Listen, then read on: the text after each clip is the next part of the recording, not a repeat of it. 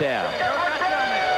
Elaine Talbot, the All-State kicker out of Westbrook High School in Beaumont, with a pretty good wind to his back, will kick it away for A&M. And Phil, there's a great tradition here that people talk about with A&M and that 12th man on the kickoff. In 1921, evidently, they brought a man out of the stands and said, hey, we need some players. And he lined up. He didn't get to play, but it started a tradition, and Jackie Sherrill brought that tradition back. And now these guys that cover on this field goal, on this kickoff team, they're all walk-ons. None of them have scholarships. Reggie Davis watches it bounce through the end zone, and the Frogs, with a 14-10 lead, have the football at their own 20-yard line. And I do want to clear up one thing. When we looked at that kickoff, that is a home tradition. I wanted to say that. That is a home tradition.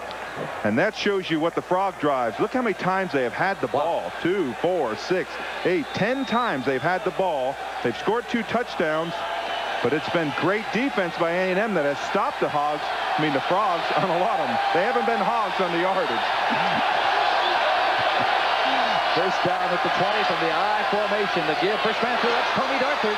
And he crashes across the 30-yard line. Gary Jones, the sophomore out of Tyler, Texas, knocks him down. But not before Darthard rambles for 11. Well, that was close. Adam Bobb almost had him. Adam Bobb is 24 in your picture there. He's going to slide across. He steps up and just misses him on the tail end. You have to make a decision when you play linebacker, whether you step up or try to run around the block. He stepped behind it. It was just that much difference. That's what resulted in the yardage. There is Roper again, and Adam Bobb stands him up with a helmet in the chest. Now the center is the most important block on this running play. If the center misses, he gets his man. You can see there. Now watch Adam Bobb, 24. Bam, perfect. Helmet right on the numbers. Wow, he made up for missing that tackle. Might have got him a little upset. He says the 2 outside linebackers are always getting the credit, Roper and Wallace. I'm going to take a little bit myself, and he got it on that play. Second down and 8. Scott Bednarski, the fullback. This time, Adam Bobb's partner on the inside. Dana Batiste took him out. It was not Scott Bednarski. It was Tony Darthard with the football. And these middle-aged linebackers, you can see Batiste there. He said, hey, I need a little credit too. Every one of them, all 4 of them are exceptional football players. They wouldn't be playing for such a great team if they weren't great football players. They play that linebacking position just fantastically well. Third down and 7. Here they come.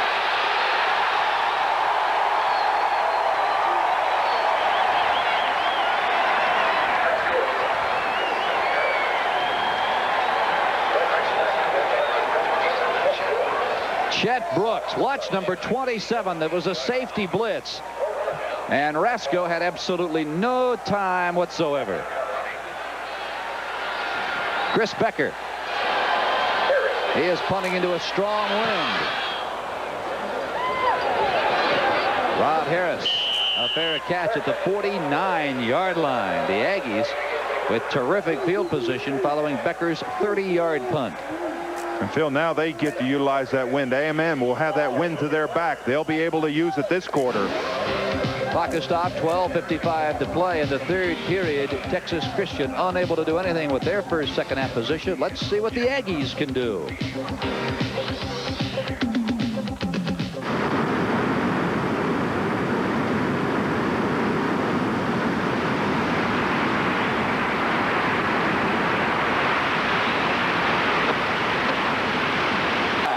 In motion, here comes Oliver, number 40. Coming near side, short side of the field. That is Keith Woodside. He crosses the 50-yard line before Paul Llewellyn knocks him down. And Phil, the Aggies have had a lot of drives of their own also. You can see the number of times they've had to punt. Look at the 3 interceptions at the end of the game. Those were during their last 3 of their last 4 drives. But they've been limited, other than that one drive, to 10 plays. They've been limited in the 3, 4, 5 play drives. Darren Lewis, it has been a career day for that young man. And here comes Woodside again, following Jerry Fontenot and Matt McCall through the right side. Floyd Terrell on the tackle.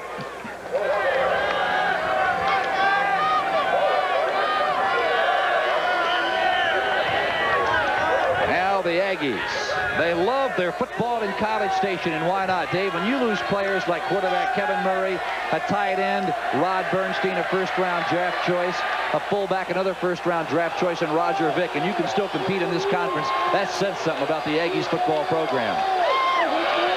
Stump rolling right. Oh, is he hit? Stump is down. Pass intended for Gary Oliver. He had two guys in his face. One of them was number 92, Greg Jones. I didn't get the number of the other car that went by. Well, watch this. It's going to go away from me. You can see Stump. It's a run play option. Now he decides, I'm going to run. No, I'm going to pass. And look what happens at the tail end. Wouch, does he get hit. Turrell was in there. There were several plays in there. Simeon was in there on the front side. Now, fourth down. They're going for it, Phil. Well, Stump is also the punter, and he's backing up, and he will punt it away. Philanda Newton now backpedaling. Stump right down the center of the field. I'm a bit surprised at that, why he didn't aim for the sideline. Interesting. Horned Frogs will have it at their own 20-yard line with 11:35 to play in the third period. It's Texas Christian leading the Texas Aggies 14-10. It's one tough team to make. The academic All-Americans. You have to excel in sports like football, baseball, or volleyball, but athletics isn't enough. You must all top players, and I think they set an all-time rushing record that day in the Orange Bowl. Rasco is swarmed under. Dana Batiste, good tackle, tremendous containment by the linebacker on the right side. And that's Batiste. He is an excellent football player. Look at this, slides along the line. Look, never cross your feet. Gets outside there, turns that play back in, and makes the tackle. He's a good football player. Plays solid, fundamentally strong football. Well coached. Not much for Tony Darthard. Terry Price and Dana Batiste combine after a gain of 2. Boy, it has been a long, long dry spell for the men wearing the purple. The last time they knocked off Texas A&M was back in 1972. And I saw a quote by one of their linemen talked about, you talk about revenge. Wow, they want revenge. It's hard to forget those games that have happened in the past, especially last year's. Of course, most of these players, both from A&M and Texas Christian, hadn't even gone to kindergarten the last time that happened. Bobby Davis with the ball. Adam Bob on the tackle. But one thing about that, Phil, and I want to make note of it, is that great football teams, everybody shoots for a great football team. A&M has got a great tradition.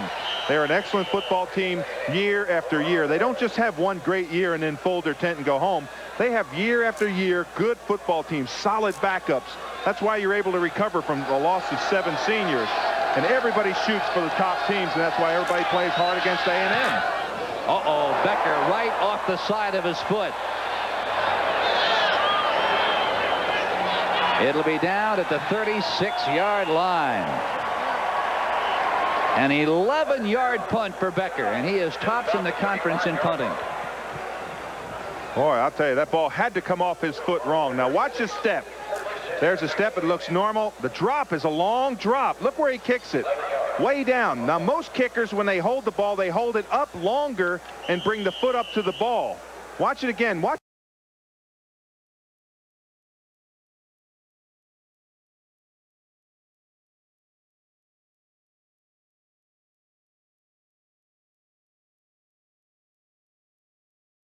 He's not following through. Results are a terrible punt for TCU. Darren Lewis stopped by the middle linebacker Paul Llewellyn, but not before Lewis carries the ball to the 26-yard line.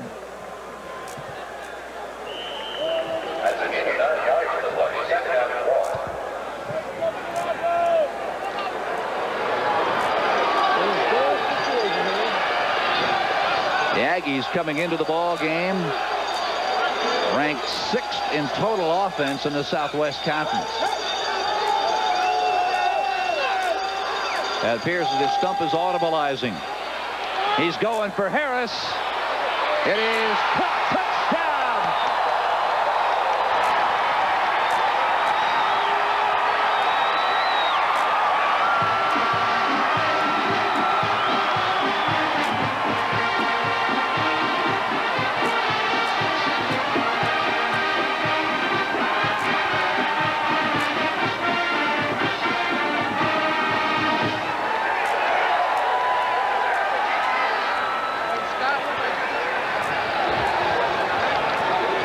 Scott Slater will try and make it a 17-14 ball game, and he does it. Phil, when you have a great player like Rod Harris at wide receiver who can get open anytime, and one-on-one coverage is tough. Stump lays it up there. It's John Booty he beats. Just a great concentration on the ball. Look what he does. He drops the ball, then he folds his arms.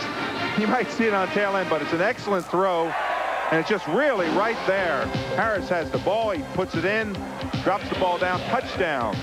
Harris, his 4th catch in the ball game. He now totals 94 yards and a touchdown. It's the Aggies by 3. Watch Harris on this. I don't know what this move is, but this is great. Look, puts the ball down between the legs. Now watch, folds arms, say, hey, you know, I'm bad. I really had a day today. Well, he's got 94 yards on 4 catches for a touchdown, and there he is, a happy Rod Harris. Lane Talbot lets it go. That is Reggie Davis watching it go over his head and into the seats here at Amon Carter Stadium. The Frogs will have it at their own 20-yard line. They're down by 3 with 9:05 to play in the 3rd quarter. There's the look at the scoring drive.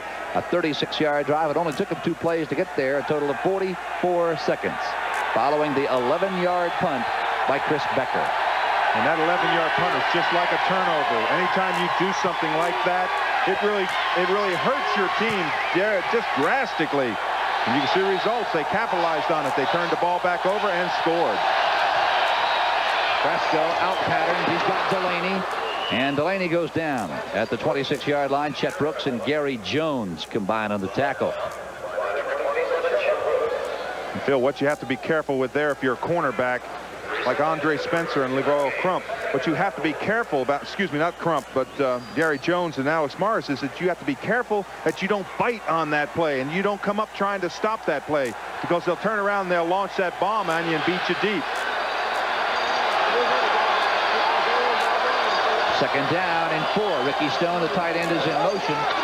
That is the fullback, Bednarski, with the football. He's got 1st down yardage to the 34. Kip Corrington, the free safety, brings Bednarski down. A gain of 9. Now you go back to way back to 1955. TCU undefeated as they go up against A&M. And it was A&M winning that battle. It was the only loss the Horned Frogs would have that year. And that was the year that TCU had Jim Swank and that great center Hugh Pitt. They went on to lose the Cotton Bowl that year at Ole Miss 14-13. That's Darthard, already over 100 yards today, and he's met by the nose tackle Sammy O'Brien.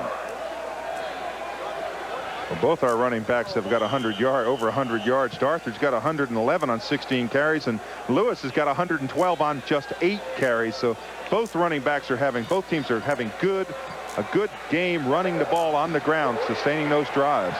Of course, they are 2 ball clubs whose success is predicated on the rush. Fresco in and out of the hands of Ricky Stone, and it is intercepted in midair by Adam Bob. The Aggies will take the football once more.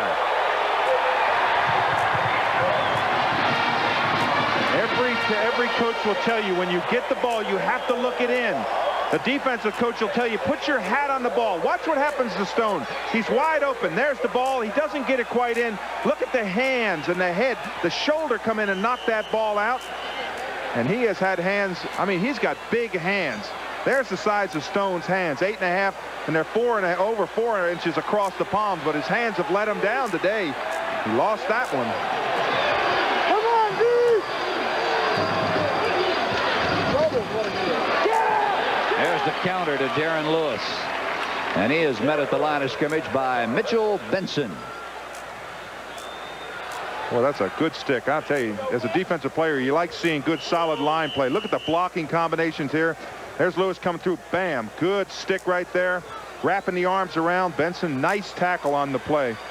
It's really a pleasure for someone to sit and watch a good game by both defenses. Both teams are playing good, clean, hard, crisp football. From the eye, play action. Stump looking near side. It is caught by Percy Waddle, the sophomore out of Columbus, Texas. And John Booty ran him out of bounds. And you can't have a better throw than Stump just threw on this ball. He went into a slump just a minute ago, but watch this pass. He throws it before the break, and watch this catch. You just cannot throw the ball any closer to the sideline. You can't throw it just any better than that. He was well covered. Waddle looked the ball in, but the ball was right there, Phil. Are you suggesting Stump was in a slump? I said that, didn't I? But he was for about 7 or 8 passes there, but he's certainly come back out of it. First down for the Aggies. Stump audibilizing now. He wants Darren Lewis into the eye. Now he's got the football inside the 20-yard line down to the 17. A 6-yard pickup. Again, it is Mitchell Benson. What a game the defensive left tackle for TCU is playing. And Darren Lewis has been a busy young man. He is down on all fours, getting up rather slowly.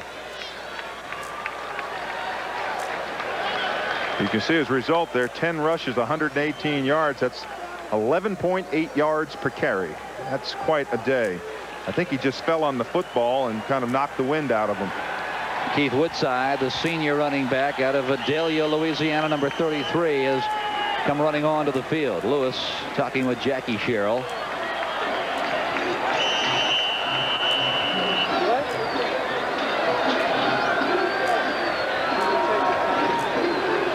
Now you see the shadow of the upper deck here at Amon Carter Stadium beginning to creep over the playing field.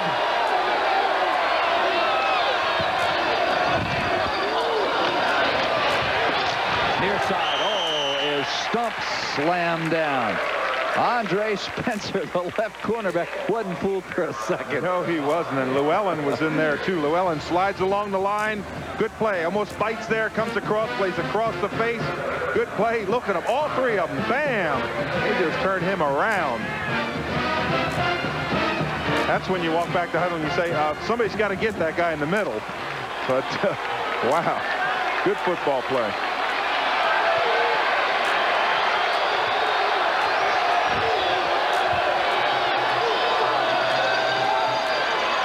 Spent plenty of time on low, goes tipped, and it is almost intercepted.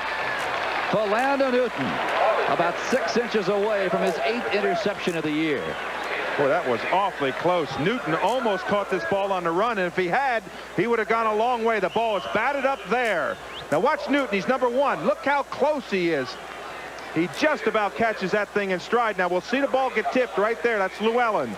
And there comes Newton into the game, into the play. He almost comes down with that ball.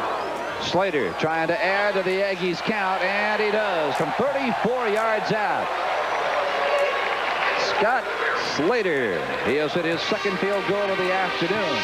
Stops the clock with 5:31 to play, and it's the Aggies now by 6 over the Horned Frogs. Who handles the kickoff duties for Jackie Sherrill.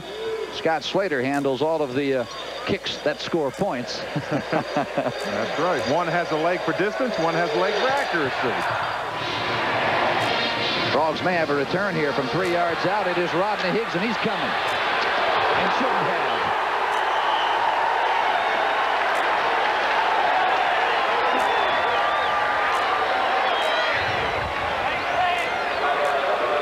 William Thomas with a good stick on Rodney Higgs.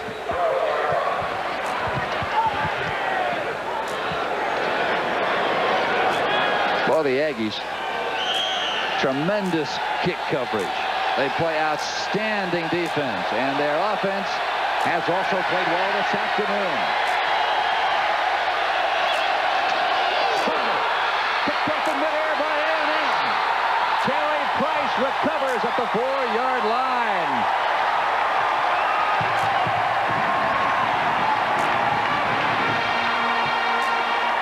What a shot. Watch John Roper on this play. I think it was John Roper who dove in there. Watch 83. That's John Roper. Now, we do have a flag, but maybe we can see it. Look right here. Bam! There's the ball flying out. There was a flag on the play. You may have to see what that call is. Oh, boy. Now, Jackie Sherrill wants an explanation. They're bringing the ball back to TCU.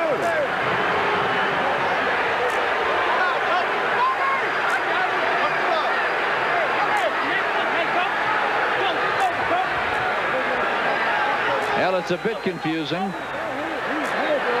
TCU. The penalty occurred after the ball was picked off by A&M. They will retain possession. I did not see any indication by the officials as to what the penalty was. I didn't see it either. I looked at the play, and I think it was something that happened after he came off the sideline. We may have to get a ruling from the official as to what happened, but they are going to let A&M kick. They're going to let them keep the ball, but they marched off a big penalty. And out is being announced over the PA system. Unsportsmanlike conduct. I did not see any indication by the referee. From the I formation, the Aggies with a chance to perhaps blow this one open. Stump rolling into the sunshine, lets it fly, and it is intercepted by Booty. A flag is down. A flag is down in the end zone.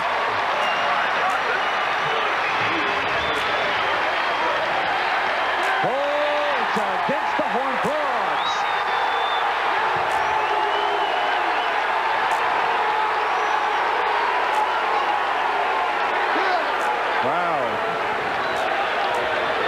John Booty is playing this ball all the way. He's zeroed in on, you can see Jim Wacker there. He's upset just like Jackie Sherrill was on the last play. He's upset on this play. It looked as if Booty had played the ball just perfectly. The last second they threw a flag and they called pass interference against him.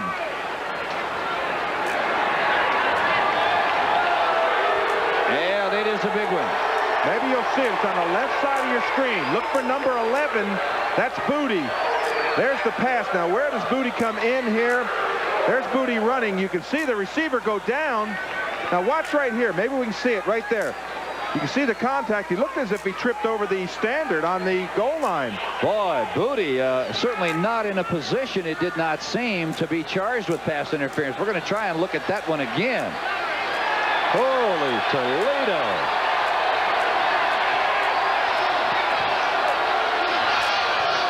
It is first and goal. Darren Lewis. He is met head-on by Floyd Terrell and Philanda Newton. Take a look, and you be the judge at home. Now watch, there's two things. Now look right there. You see the receiver's out of bounds. Now Booty may have made contact with and knocked him out of bounds. There's the interception. I thought I saw the flag come in right then. I saw the flag come in at the tail end. Wow. Now you're allowed to chuck him and you're allowed to run with him, and you have a right to the ball as a defensive back, but you cannot interfere with his progress downfield. Evidently that's what the referee saw. Gary Oliver and Rod Harris put wide to the right. Stump's coming left. And it is incomplete, intended for Percy Waddle. Exceptional coverage by John Booty at the goal line. Stump looking for yet another interference call, and he won't get it. A flag is down way across the field at the 8, and I think it's going to be against the Aggies. At least that's what Andre Spencer, the left corner, is saying. Illegal motion against him. The Booty came back and played that ball well, but we're having a flag day out here. Oh, boy. This isn't Flag Day, is it? What day is Flag Day? No, that's Memorial Day. Ah. I know that.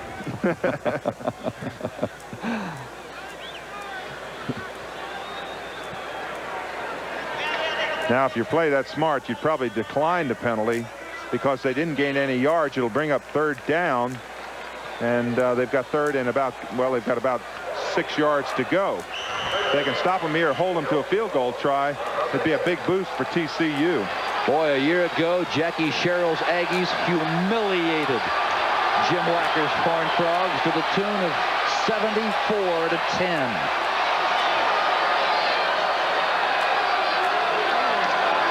Stump on third down, rolling right, throws, and it is batted down at the line of scrimmage by Tracy Simeon.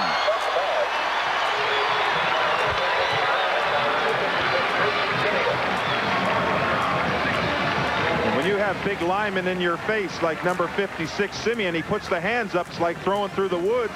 Look how high he is. That's not the fault of Stump. He had his wide receiver open. It looked as if it hit him right in the face mask. Kind of like putting your head on the ball. Scott Slater from 23 yards out. A chance to go 3 for 3 on the afternoon. And yes, he has gotten the job done. 4:19 to play in the third period. It has been all A&M in the second half. They have now moved out in front of the Horned Frogs, 23-14. And the Horned Frogs would agree with how gorgeous this afternoon is at this juncture of the ball game. No, they won't. One thing I wanted to make mention about A&M. Well, maybe we have a final score come up here. Someone just. Now this score just in. The ball game is over, and Penn State is upset the 7th-ranked Fighting Irish 21-20. Notre Dame missed a 2-point conversion with less than 20 seconds remaining in that ball game. And you have to give credit to Lou Holtz for trying for 2 points. You don't play to tie in this league. You play to win. And he tried to win with 30 seconds left, went for the 2 points. They were stopped, and Penn State won. End over end, or Reggie Davis will let it go over his head out of bounds. The Frogs will have it at their 20-yard line. Phil, one thing I was going to make mention with about A&M's defense. You know, defense. We talked a lot about their defense being as good as it is. So one statistic that is unbelievable in college football is that they've only had 34 points scored on them in the second half of all these football games. They are an outstanding football team in the second half. 34 points only scored. Yeah, when you take that and average that out over 9 games, that is allowing your opponents 3.5 points a ball game in the second half. And that gets down to one thing: conditioning. Well, the Horned Frog faithfuls come to life. The give is to Darthard, and he doesn't have much. I want to remind all of you watching the game that at the end of this afternoon's ball game, Dave and I will be selecting the Coors Player of the Game. So stay with us.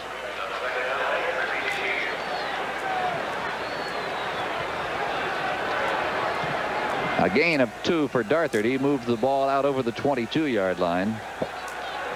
But Dave, you talk about how stingy the Aggies defense has been in the second half. How about in the fourth quarter? We're not there yet. We will be in 3 minutes and 47 seconds. Pass over the middle, in and out of the hands of Wayne Waddy. In the fourth period, Texas Christian has outscored its opponent 77-31. That's true. They have had those 2 late flurries in the last 2 games. They have really come back. They scored, I think, 3 touchdowns against Texas Tech and lost that one in an unbelievable football game, 36-35. Then last week they came back and almost beat Texas in the fourth quarter. So they do get uncranked in the fourth quarter. But boy, I tell you, going against A&M, it's tough to get uncranked in any quarter.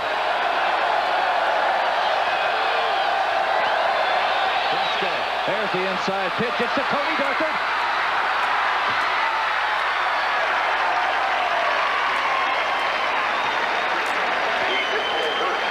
Call that a shuffle pass. It's a shuffle pass. The quarterback drops back like it's a deep pass. Now watch the segments of this. He drops back like it's a pass. He lets him in, shuffles it underneath. See the defensive lineman turn? They are behind Darthard, in between Darthard and the quarterback, and he just flips the ball underhand. Boy, that's a play that it takes a lot of guts to run it. But if you get it off, it goes very, very well for a lot of big yardage. Darthard gets the football just as Sammy O'Bryant was all over David Rasco. Rasco was fortunate to get that ball into Darthard's midsection. I'll tell you, Sammy O'Bryant plays the nose tackle as well as anybody. Look at that. He's in there. He's got a hand on him. Oh, look at that. The ball came loose. The ball bounced right back in Darthard's hands. Wow, was that lucky. But I am really impressed with Sammy O'Bryant. With the 34 defenses that have played in professional football, he can really play it. Rasco does a nice job of picking his way to a little daylight at the A&M 47-yard line. Terry Price on the tackle with help from Kip Corrington, a gain of 5. And Phil, let me just finish that point about Sammy O'Bryant and nose tackle. You take on more blocks on that nose tackle. You're playing against an uncovered guard on each side. You're playing against the center. You get a lot of crackdown blocks. You got to slide the line. You can't get knocked down. You can't get driven back because of the middle linebacker. It is a tough defensive line play to play the play, and he plays it very well. That's Darthard.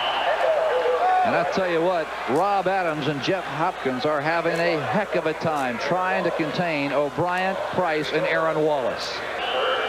Watch O'Brien. Let's see if we can see him. He's number 90. Look, you got to play across the face. Don't get knocked down. Scramble. Get your head in there. Try to get a oh, boy. I'm going to tell you, that is great play. That not to get knocked off your feet, because you have to play across the block of the center's head. Becker. It's partial partially blocked. A flag is down. Becker is down. Ball is out of bounds at the 16-yard line. John Roper, I believe, roughed Chris Becker. I thought the punt was partially blocked, and from what I heard in my headset, it sounded as if it was partially blocked. It really did. I thought I heard the double hit. Yes. Where he hit the ball with his foot and the ball hit a hand. And if he did, in fact, make contact with it, then it's not roughing the punter. And the official is picking up the flag. Now watch the tail end of this. Look at Roper. He's going to be coming from the left of your screen. There he is. Does he get a hand on the ball? No, he does not. I don't think he did. He just came into the punter. Oh, boy, there's the flag right on Becker's shoulder. That is a great picture. What a picture from our crew. The penalty was against Chris Becker for faking. Oh, you rarely see that. Or was it? No, I think it's roughing the punter. I believe it's roughing the punter. It's got to be because the offense of TCU is in there, Phil. It's roughing the punter. He didn't touch the ball. Now that's exactly what the call is. Brasco comes near side. It is caught. Jared Delaney.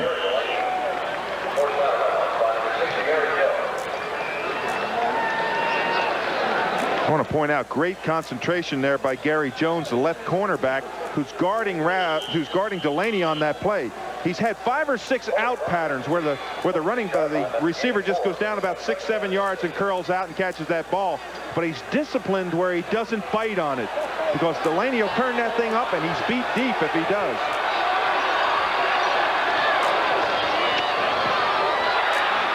Davis takes checkbooks on head on and knocks him down at the 17-yard line. So a roughing the punter call against John Roper has given the Frogs life here with 1:39 remaining in the third quarter.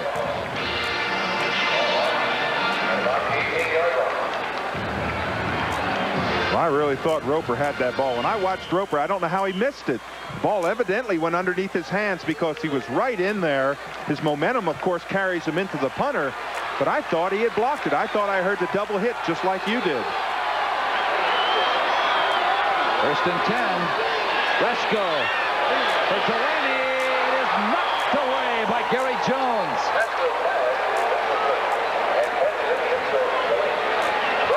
Delaney had a step and a half on Jones. Rasko's pass about a yard short. Concentration is the name of the game. And watch this. Gary Jones, I just said he didn't bite on the up pattern. Watch this play. One hand high to knock it back. Delaney is right behind him. What an excellent play by that cornerback. Wayne Waddy, the bottom of your screen. He's one up on Gary Jones. There's the shuffle pass. It's Dufford to the 6-yard line.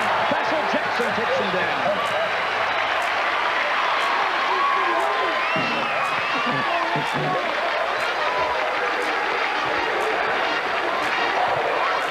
Well, they're making a living out of this shuffle pass to Darthard. It's worked 4 or 5 times. Again, it's another shuffle pass where you let the linebackers in, flip it underhand to Darthard. Just an amazing catch. Now watch this. He comes down, let the linebacker come in, and flip it right in front of him to Darthard. From the wishbone. Rasko keeps.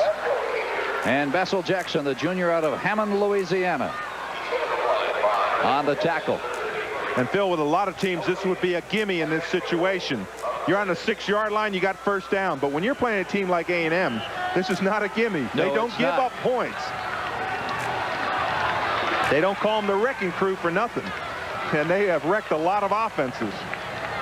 Reggie Davis bringing the play in. Rasko will have to hurry or risk using a timeout. We're inside 9, 8 seconds left on the 25-second clock. 4, 3, 2. Boy, they just get the snap off. Rasko will take it inside the 5. Here it is. Touchdown, TCU.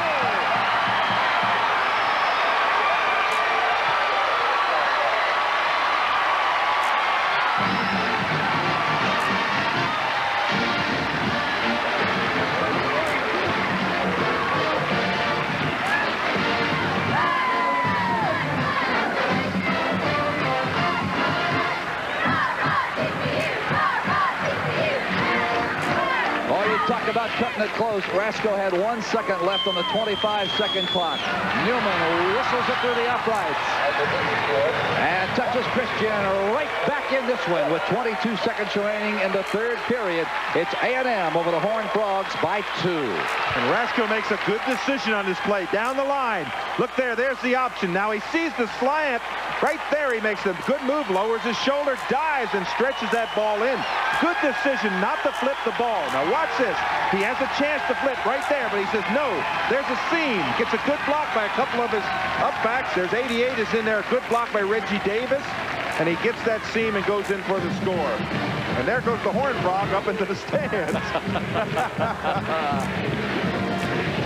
David Rasco on the year, 6 rushing touchdowns. That man, a year from today, is going to have some decisions to make. When Scott Ankrum comes back, he'll have David Rasco, who will then be a senior. What to do. For Jackie Sherrill, his concerns are perhaps more immediate. He's looking at perhaps a Cotton Bowl bid. Oh, absolutely. He's in the thick of the Cotton Bowl race. He's got a great chance to go to it.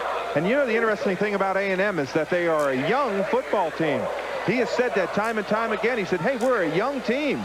We've got a lot of young kids out here. And I say kids with the quotes around them because I don't consider 17 and 18-year-old kids adults. But really, they have a great tradition. They've got a lot of great athletes that are coming up, been recruited out of high school, following in that great A&M tradition. Wow, I'll tell you one thing. These football teams both have got just great things lying ahead for them. Keep in mind, TCU scored against the wind. They will have the wind to their back for the last 50 minutes of this ball game. Fair catch called for at the 15-yard line. Percy Waddle gives A&M the football at their own 30-yard line with 22 seconds remaining in the third period. Well, there's Mr. Trammell, and he's been in this game a bunch, hasn't he? He's played against these A&M players. He knows what it's like to line up. Look at that quote. We haven't forgotten last year or the year before that, and I think it's time to settle up. He'd like nothing better than just get a chance. And he's got to be excited about this score. They're still in the football game. Boy, are they ever. The Aggies with a 2-point lead, and Stump is going to put it in the air. Downfield. And it is knocked away by Andre Spencer. Keith Woodside, the leading receiver on A&M, was there, but Andre Spencer, I'll tell you what, he was right inside on that coverage. He really was. Spencer is playing the middle of the field, and what he does is he's looking at Stump's eyes. Stump has a tendency, as I see it, to kind of zero in on his wide receivers and not look off. He picked up Woodside for about 20 yards downfield. He had zeroed in on him and decided that he was going to throw it to him, and nothing was going to change his mind. That's the time remaining in the third quarter, 15 seconds. It is 2nd and 10. There's the counter. Darren Lewis, the flag is down. Lewis is on his way.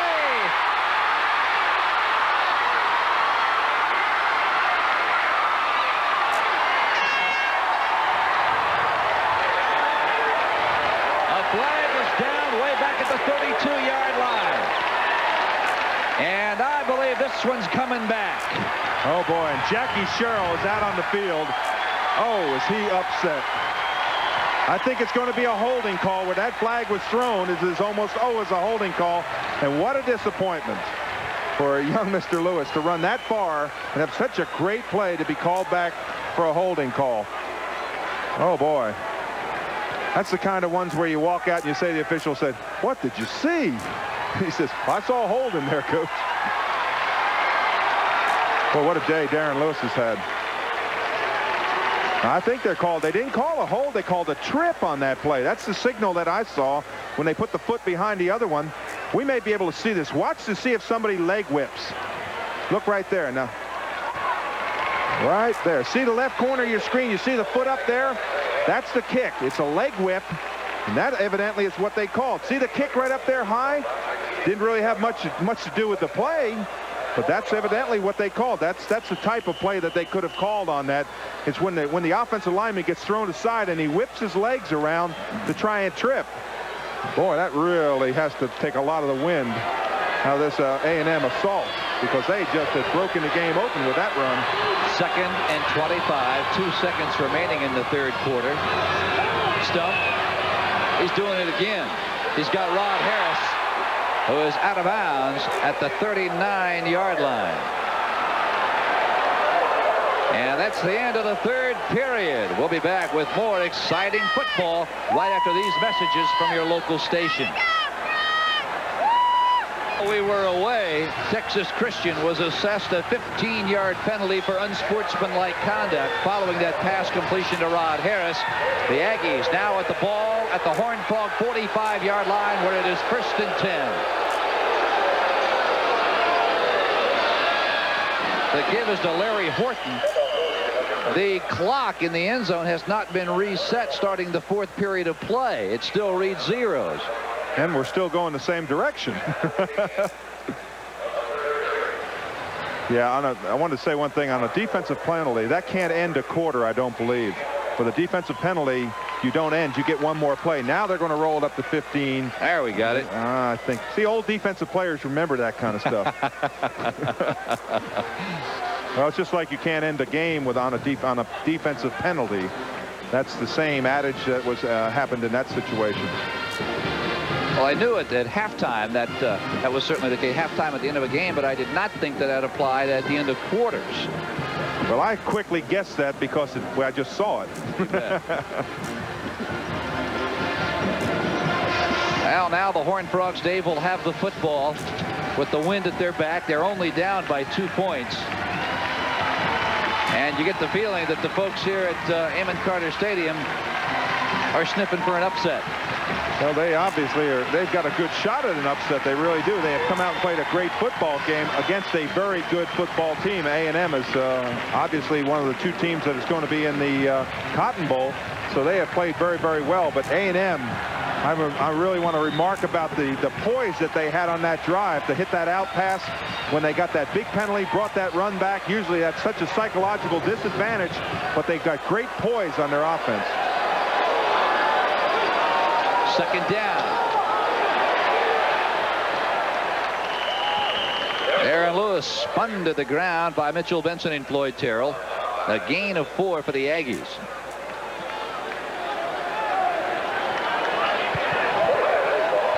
Well, A&M, after their 6th consecutive victory, their last loss came in Lubbock, Texas, here on Raycom. Oh, what a wild ball game that one was. That really was, but it shows how this team has matured over the last 4 or 5 games. There were a lot of question marks going into that game, but there was a lot of maturity that's been developed over this last 5 or 6 games.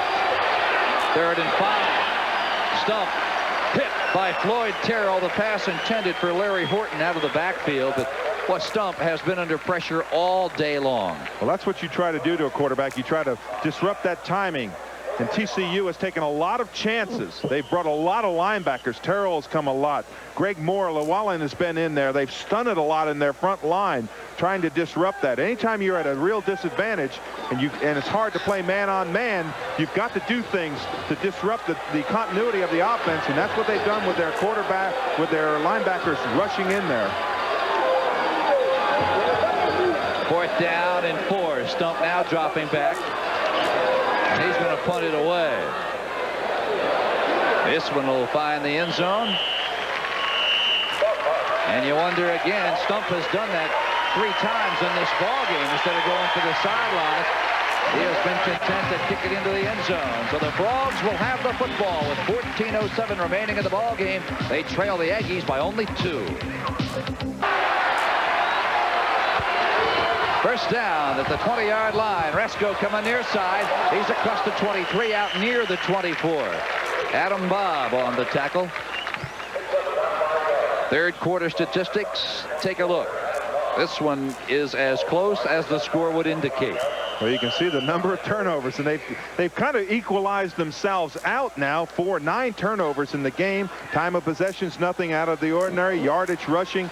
It's just a good football team, a good football game by 2 good teams, both offensively and defensively.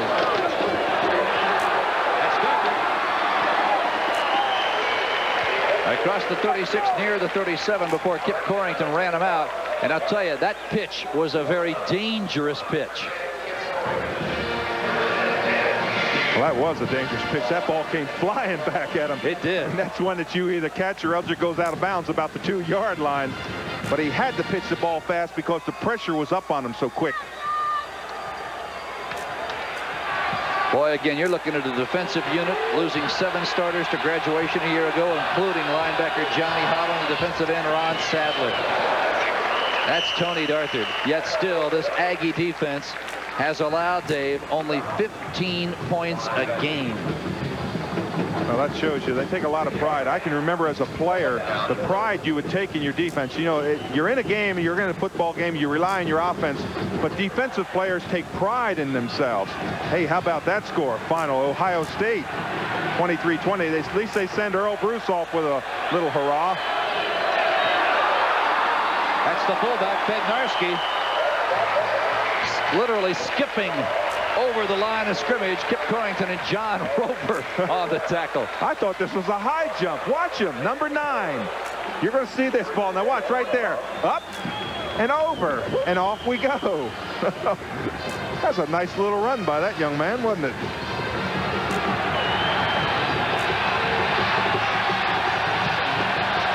First and 10 Frogs. Resco at the 44 and no more. Terry Price and Aaron Wallace on the tackle. I think Darthard took a lesson off Bernardsky that last time he tried to jump over top 2. Boy, they play that pitch well. You know, you have to play the pitch well to play in this conference. Everybody runs that veer where you dive in, pull the ball out, and you have that option down the line. So you have to play that well in order to play defense in this league. Darthard. You know, we've talked so much about A&M's defense, #1 in the conference coming in. But, Dave, do you know that TCU and A&M have the top 5 total defense performances of the year? A&M, #1. They allowed Louisiana Tech only 102 yards earlier this year. But TCU against Baylor earlier this year allowed the Bears only 106 total yards in that ball game. Well, that's why I say that they've got a great ability looking forward. TCU's got some great freshmen. Jackie Sherrill's got some great sophomores and juniors that are going to just be exceptional football players. Tony Darthard dives for the first down. He wanted to try and break it all the way. Bill, he's just a toenail away from taking this all the way. He stumbles, and in his effort to pick up yardage, he doesn't get his balance back. Watch the cut. Great block there. Bernardsky picks up inside. Look at the block outside. There's the stumble. You can see no white jerseys. There they finally come in at the end of the screen. But that was a good run. If he had been able to get his balance, he could have taken that all the way in. That's the fullback. Bednarski spins inside the 23. Aaron Wallace, the outside linebacker on that side, knocks Bednarski down. Frogs now unquestionably within field goal range of Lee Newton. They are down by 2 with 10 minutes and 57 seconds remaining in the ball game. And Phil, I go back to that decision as we look at the clock there. That's in the end zone where they're going to kick. As we go back to the decision to take the wind, and that's an important factor because he's not going to be kicking into that stiff wind, which has kept up this whole game. Second down and 7. Bednarski moving the ball ever so close to the 20-yard line. Joe Johnson on the tackle. Interesting, Joe Johnson, a junior out of Miami, Florida. His uncle, Cecil Johnson, played for Jackie Sherrill at the University of Pittsburgh. Well, I'll tell you, great football coaches recruit the sons and daughters and cousins, the sons and the cousins and the relatives of the great football players. You don't forget where those bloodlines go. Well, some players might recruit the daughters. Well, they'll bring in the guys. 10:02 to play on the ball game. And now the Frogs want to talk it over. So the clock is stopped. Here comes Rasco to meet Jim Wackard. 10:01 remaining in this game. It's A&M by 2. To pick up the slack, and it had to be Darthard. He has had great yardage. He was averaging over 6 yards per carry, and Darthard's got 151 yards rushing today. He has definitely been the one who has picked up the slack in the loss of Tony Jeffrey. Tony Darthard, his biggest output of the year, came a few weeks ago at Rice, where he gained 181 yards. Now the Frogs from the wishbone. Here's Davis. Down near the 15. Davis running in behind Mike Sullivan and Brian Brazel. And Bill, we talked about the musts that the Frogs had to do to win. They had to overcome the loss of Jeffrey, and Darthard has done that. They had to convert scoring opportunities. They did score on that punt, and they had to play solid defense up front. That's a little bit questionable, but they're playing against a great football team. So the Frogs have done the musts that they had to do to be in this football game and have a chance to win it. Bednarski, he's down near the 11-yard line, and he is knocked down there. Kip Corrington. Corrington, number 10, we have called his number all afternoon, is having an exceptional day at his free safety spot for the Aggies. Boy, and he is quite a football player for the A&M team. He's almost Mr. Everything out there. The coaches say that he's one of those guys that has complete awareness of what's going on, what's happening on the field. He said, and their defensive secondary coach says, I don't think there's a better player in the country than Kip Corrington. Ricky Stone is in motion. The pitch is to Darthard. And oh, is he leveled at the 12-yard line. Joe Johnson, the junior outside linebacker, he backs up John Roper. Boy, did he meet Darthard head on. You want to see what it's like to play. This is it. When you take that ball and you turn that corner and all of a sudden you take a shot like that. Watch him. The first thing he hits is the back of his jersey.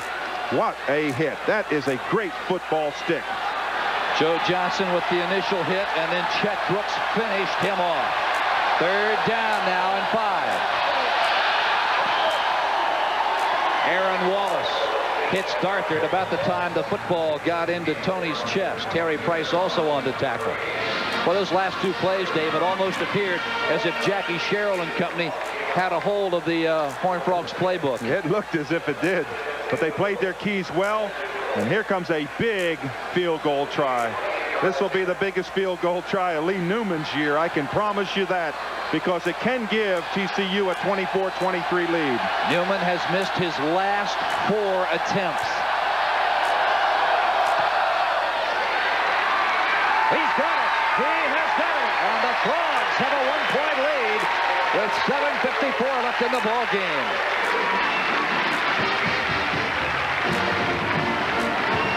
Newman converts from 28 yards away, and it is TCU working on an upset here in Fort Worth. What a ball game it has been here at Amon Carter Stadium. Look at him grabbing Terrell there. Let's go, everybody. I mean, it's been he's had such an emotional drain on him. It's hard to believe what has happened. I mean, he went from the top of the world going into this game, thinking that it might be for the Cotton Bowl. They lost last week in a crucial one. Then to lose Tony Jeffrey, the way they lost him, and the way that hurt him last year when he lost the players last year. Oh boy, he's just had the whole gauntlet of emotions this past week. Actually, the players you spoke of, they lost back in 1985. Ball is down 5 yards deep, and the Aggies will start from their own 20-yard line. And one thing you can be assured about as we watch Stump come on the field is that Jackie Sherrill has his team prepared. He is the kind of player, and I'll tell you what, Jim Wacker knows that Jackie Sherrill is the kind of football coach that has his team prepared. You don't get into a situation. Watch Jackie Sherrill's emotions. You can just see it. He's calm. Look at that. He's got total control. In his left hand, he's got his hit chart. He's not panicking in this game.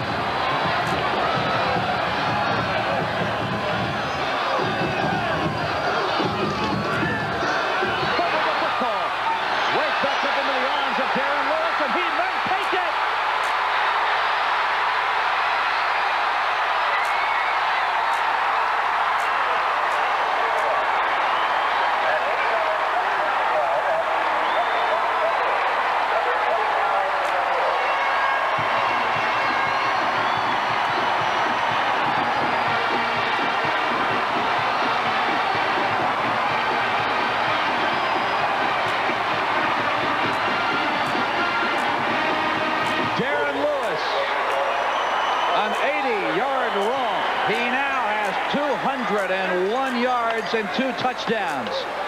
And I think A&M is going to call timeout to try and go for 2 points. That would be the smart thing to do. Right now the score is 29-24. If they score that 2 points, it's 31-24. Then you force the other team to go for 2 points. In order to win. In order to win, that's right. And you know what happened at Notre Dame Penn State today. They went for 2 and they didn't make it. Heads up coaching by Jackie Sherrill. That's a smart play. Not to get in that situation where you just run out real quick, try to beat the clock, kick the extra point, and make a mistake. I told you he had complete control of the game. He doesn't panic. He has a great faith in his players. You can see how upset Jim Wacker is. You know, he had just spurred his players on. Get out there and hold them. No mistakes, and they made a critical mistake. You're looking at a man as an individual and as a ball club. They thrive on emotion here at TCU. Across the field, Jackie Sherrill, perhaps a bit more methodical. 2 different concepts to coaching, both devoted to winning. And here comes Craig Stump. They're going to go for 2. Now, you know, today's ball game will not determine who will represent the Southwest Conference in the Cotton Bowl, but you'd never guess that from the way Jackie Sherrill's approaching this ball game. Absolutely. You couldn't prove it by this game. Stump coming right. He throws. It is caught. Gary Oliver.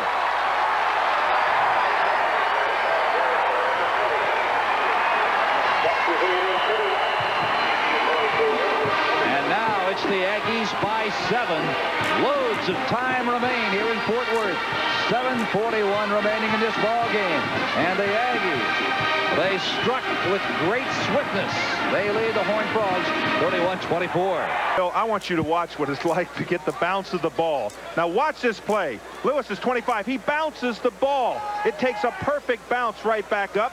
Picks up his blockers. Newton misses them, and he is down the sideline. That's the difference sometimes between winning and losing. The way that ball bounced right back up into his hand. Unbelievable play, and you can see the results. There they are. Now then they went for a 2-point conversion. It's a rollout, pass, run option. He finds his wide receiver out there, wide open, drills the ball right in there, and now we have a 7-point differential in the game. Lane Talbot, there's the squib kick. Still rolling free. Still rolling free. Who's got the football?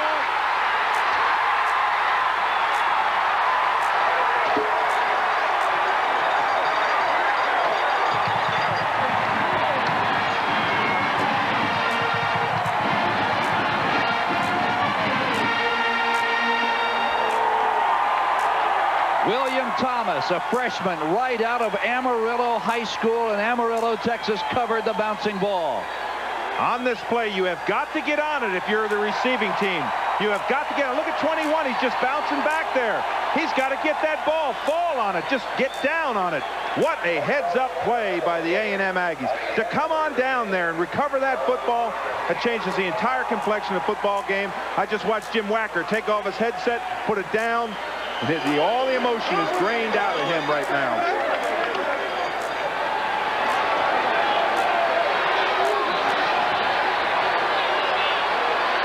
Stump over center. Horton is in motion. Give to the fullback. That's Gurley. He creases the 10-yard line and is repulsed there by Floyd Terrell.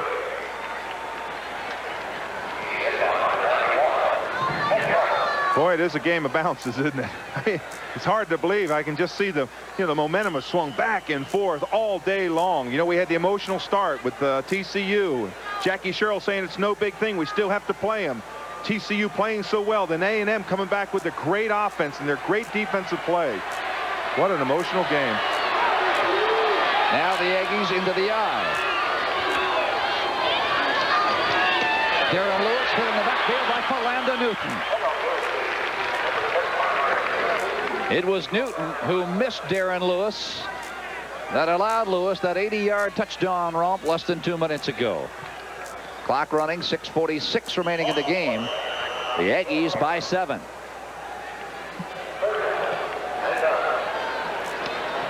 Far cry from last year's game, huh? 74-10 Aggies at College Station.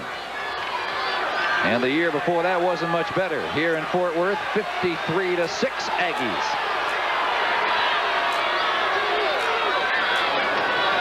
Stump under pressure. He unloads. It is incomplete. Pass intended for Harris. John Booty very slow getting up. And Phil, Stump took a shot that time. It's unbelievable. Watch Philonda Newton on the outside. He clears by Cheek. Now look right here. Stump sees him. He's got to get rid of the ball quick. And there's the shot. And you can see Stump getting driven to the ground. He never sees the results of that. That young man has taken some tremendous shots today and come back up.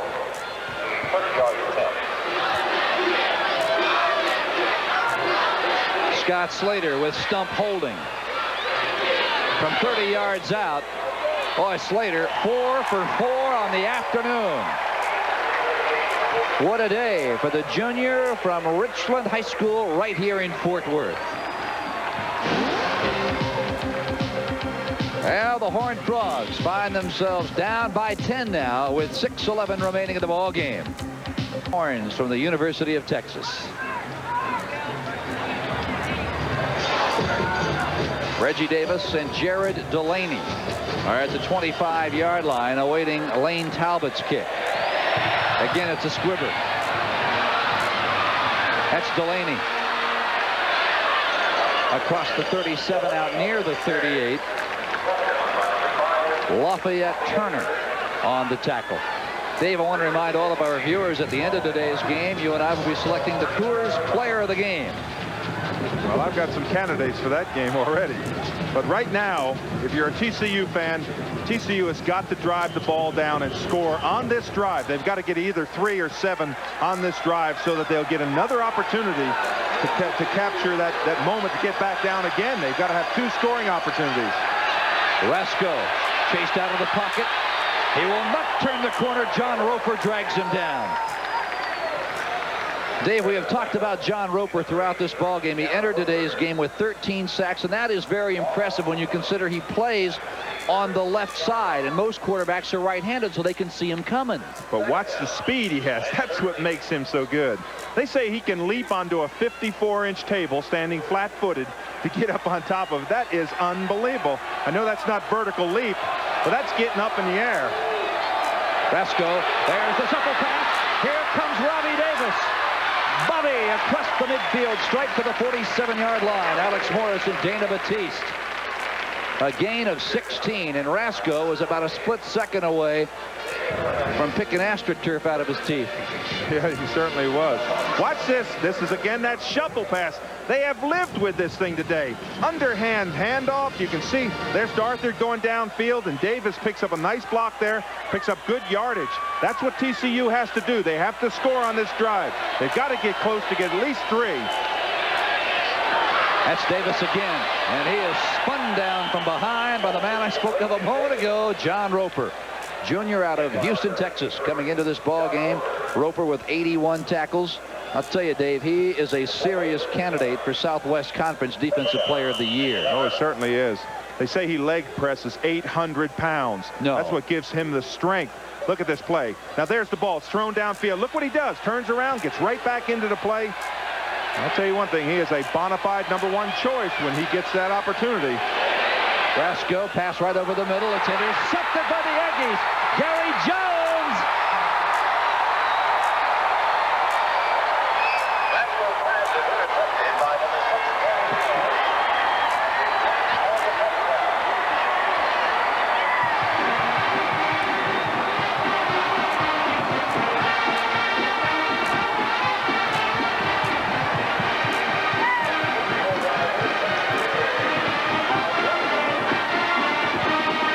A 54-yard interception return for Gary Jones. And Phil, that was a terribly dangerous pass.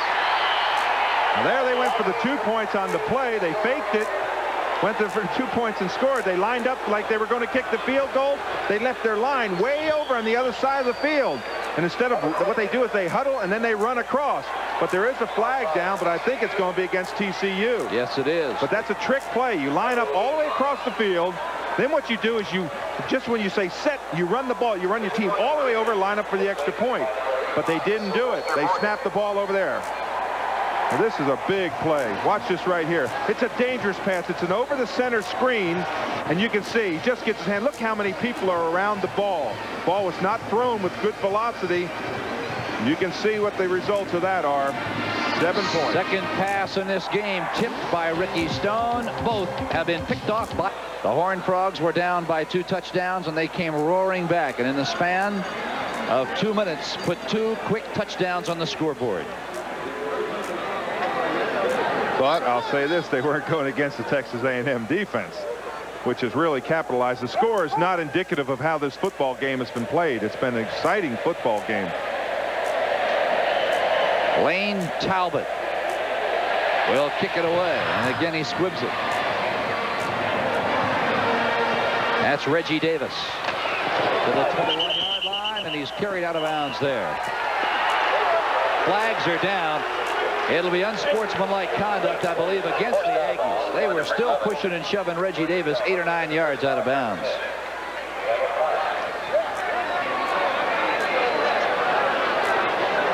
And that is the call. You'll watch this on the end here. Now, the whistle blows right in here. There's the whistle. See the hands? And they just give him a little shove for extra measure. And there was no harm in that. It's just kind of a, hey, you know, we are good. And, of course, you don't want to drive him into the wall, but just want to give him a little push for extra measure to let him know you're there. So instead of the ball being at the 21, the Horned Frogs will start from their own 36. Third period score at Memorial Stadium in Austin, Texas, over the Bears, 21-3. Notre Dame over Penn State, 21-20. Lou Holtz went for a 2-point conversion with 20 seconds to play and missed. And there's that final Ohio State beat. They won that game. That's Darthard. Bill, let's take a look at some more scores. How about that? Indiana 35-14 over Purdue in the 4th quarter. And there's Tennessee losing now to Kentucky 20-17 in the 4th quarter. Iowa over Minnesota in the 3rd period. The Hawkeyes on top 24-7. And Oklahoma State leading Iowa State 27-14 in the 2nd quarter. Rasco. He's got room to run it, and a lot of room. And he'll take it out of bounds at the 50-yard line. And Phil, there was one play that really changed the momentum of this game, and it's this play right here. When they didn't field that ball, if you just fall on it right there, just fall down on it. Don't try to pick it up and run. Just fall down, and that really changed the momentum of this football game. That resulted in 7 points. Then immediately they had that interception, resulted in another 7 points. And TCU has got a long way to fight, being down 42-24. But they have played a much better football game than that. Rasco over the middle. Oh, intended for Reggie Davis. And if he pulls that one in, it is a race to the end zone against Kip Corrington. And he has got to catch that pass. That pass is a very catchable ball. It's thrown over the center. He's got one hand out there, I know, but it's a catchable football. Those are the kind that you just have to come up with when your team is down. Boy, it has been a tough day for tight end Ricky Stone. He has tipped 3 balls, 1 in the air that could have been intercepted by the Aggies. 2 that he tipped were picked off. Rasco, there's the shovel pass. Tony Darthard fumbles it. It is still rolling free. Kip Corrington's got it, and the Aggies have the football again.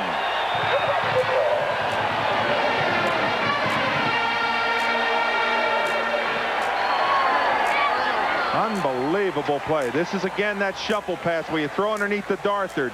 There's the pass. Now he's got the ball. Now watch this. He just kind of drops it. And you want to see emotion? You don't think Jackie Sherrill's in it? Look at Jackie Sherrill going that way, guys. He almost lost his watch. Maybe he was going to give it to the official. Well, I think they got a big clock in the end zone. They don't need a watch. But his team really has played well. And Jackie Sherrill has played, his team has played very, very well. They've capitalized on mistakes. And great teams cause mistakes. The Aggie defensive unit has caused some terrific headaches for the Horned Frogs today. So did Craig Stump. He is now out of the ball game. And it is Bucky Richardson who has gone in. Richardson, the high school freshman out of Baton Rouge, Louisiana. Well, I can tell you, I can't say enough about Craig Stump, Dave. The afternoon he had Horned Frog defenders in his face all day long. You can see the ice on his knee and ice on his hand. He's got ice all over him. He has really taken some shots, but he's got a big grin. As well he should. His Aggies lead at 42-24. 4:04 remaining in the ball game. That's Darren Lewis caught in the backfield by Paul Llewellyn.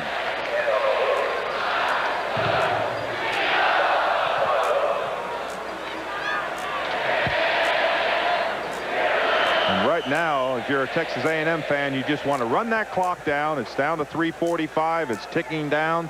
Just keep the ball on the ground. Don't fumble. Don't give him any life.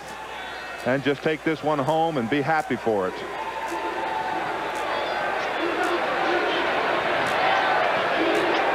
Tight end Brian Ross moving over to the top of your screen. Out of the I formation. Again, here come the Aggies. That's Lewis.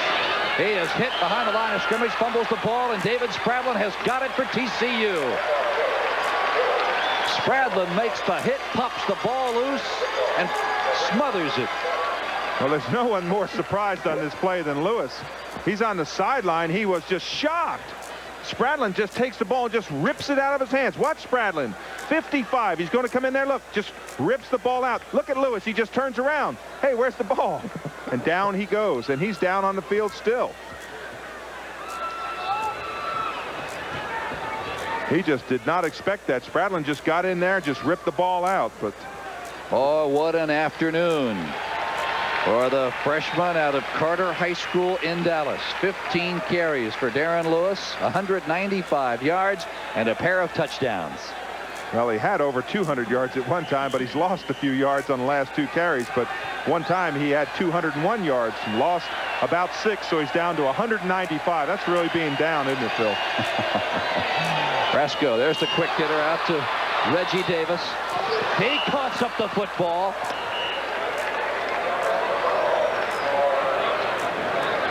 Well, that was a good cough up if you're a TCU fan, because he fumbled it downfield and picked up about 6 yards on the fumble. But they have just been swamped by fumbles today. I cannot believe the number of fumbles. Now, they haven't lost them all, but it has been unbelievable. They've had 5 fumbles, I believe. Now a total of 8 turnovers in this ball game. Pass in and out of the hands of Wayne Waddy.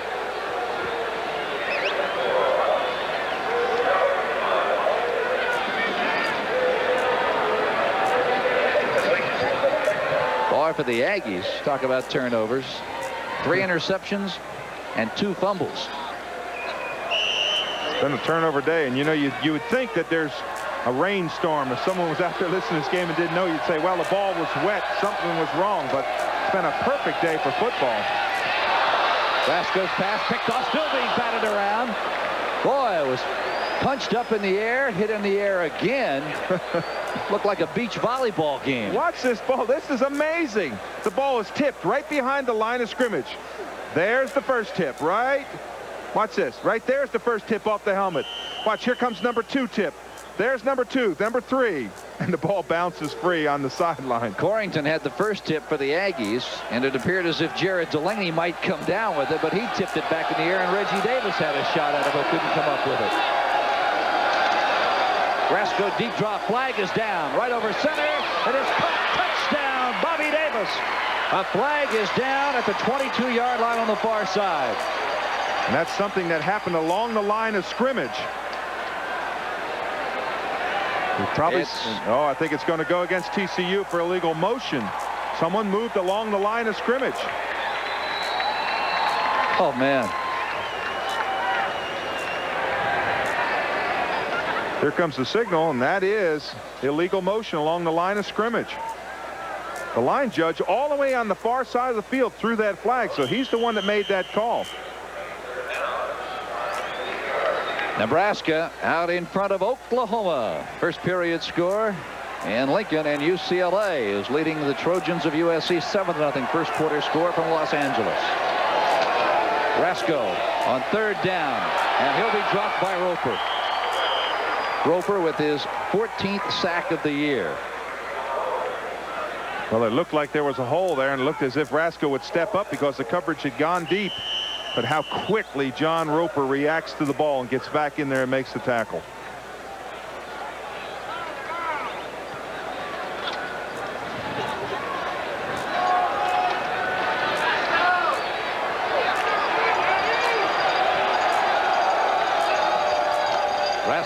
fourth and a bunch. In and out of the hands of Delaney. Boy, that would have been way, way short of a first down. And the ball will go over to Texas A&M. We want to thank our stats man, Donald McDivitt, our spotters for A&M, Tom Mullis, and for the Horned Frogs of TCU, Charlie Durker, who incidentally picked up the tab last night at dinner. Did he pay for that dinner? Wow, I think that so. was all right. Charlie, you can spot for me anywhere, partner. Anywhere you'll pick up the tab for dinner. 2:14 left to go in the ball game here at Amon Carter Stadium in Fort Worth, Texas.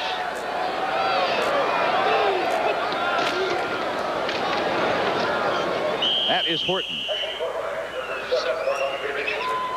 Well, Phil, we have to pick a player of the game. You know that. Now, I'm going to tell you something. I'm going to argue a little bit. There's a lot of candidates. I think Stump has played well, but I think it's got to be Darren Lewis, don't you? Well, we're pleased to announce, Dave, that our Coors player of the game is, in fact, the freshman out of Carter High School here in Dallas, Darren Lewis from Texas A&M. Well, how about I give an honorable mention to Ron Harris? He had 5 catches for 119 yards. Or Craig Stump, you know, the talented quarterback. That is Larry Horton, another freshman out of Tatum, Texas. We can't give it first and second prizes, can we? Honorable mentions. Well, I'll tell you, if you're going to give honorable mentions out, you've got to cross the field in purple, number 31, Tony Darthard. What an afternoon.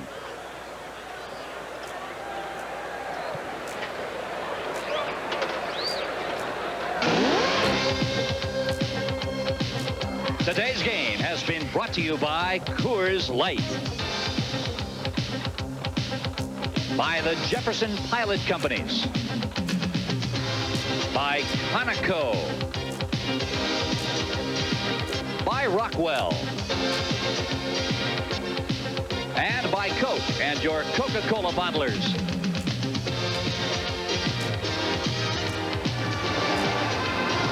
Fourth period, 1:33 remaining. Bill Stone with Dave Rowe, and it is A&M over TCU 42-24. The Longhorns comfortably out in front of the Baylor Bears this afternoon at Memorial Stadium in Austin, and that sets up quite a show next Thursday, Thanksgiving Day, at College Station. The Longhorns and the Aggies. And Bobby Richardson.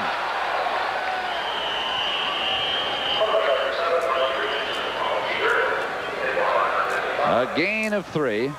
Kent Trammell on the tackle. Now, Dave, Jim Wacker and the Horned Frogs, with everything they faced less than 24 hours ago, the loss of Tony Jeffrey. What a show the Horned Frogs put on. Well, they really did. And I'll tell you, in defense of Jeffrey, if there is any defense, I'm sorry that it happened. I really am. I'm glad that when I was a college athlete, I didn't face the same decision that he had to make. He made the wrong decision. I'll be honest with you. It was the wrong decision. He's a very upset individual right now. He brought a lot of disgrace to himself, his teammates. He let a lot of people down. But I will say this. I'm glad I didn't have to face the same situation. Something should and must be done about these agents who lure people into signing contracts. And it's a terrible thing. You wave some dollars in front of their faces. And these young athletes, they just make a wrong decision, and it affects the entire team. That's Melvin Collins, the first time Collins has carried the ball today. And we have reached the 1-minute mark. 1 minute remaining in this ball game. Well, for Jim Wacker, it'll be a long winter, an interesting spring as he welcomes a couple of big freshman defensive tackles who redshirted this year. A couple of guys who go 6'6", 285 pounds. It is already a defensive unit that is rich in talent. He'll lose Dave Spradlin. He'll also lose Kent Trammell. Floyd Terrell will be going to graduation, as will Tommy Sharp. Boy, you look on offense. It is a very young Horned Frog offense. Most everybody will return next year. As I said in the second period, for Jackie Sherrill and Texas A&M, their situation calls for more immediate attention as they looked at Texas next week and a possible Cotton Bowl bid. Well, you saw that little scrabble down there. I wanted to make mention that Marvin Durenberger, an umpire, is retiring after this football game. So he's only got 3, 2, 1 second left in